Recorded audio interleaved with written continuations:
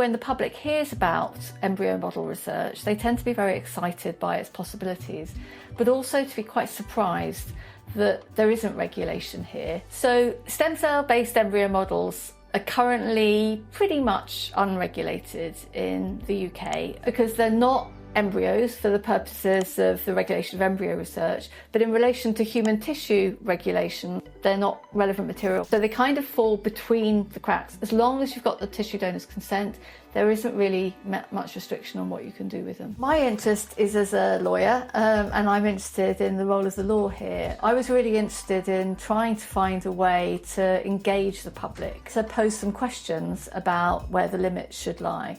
And for doing that, I worked with the liminal space to set up a fictional product, Sell Yourself, to try to spark conversations about what do you think about this, where should the limits be. And we also had a quiz where people could tell us what they thought. And this is just a snapshot. But I think one thing that was quite interesting is that people's reaction is not to say this is about Frankenstein science. It's much more to say, well, this is very exciting. I'm excited about this. I want to know more about it. But two other things that I think are really significant here. People are really worried about whether they were likely to have access to this technology. So people are very concerned about commercialisation and health inequalities.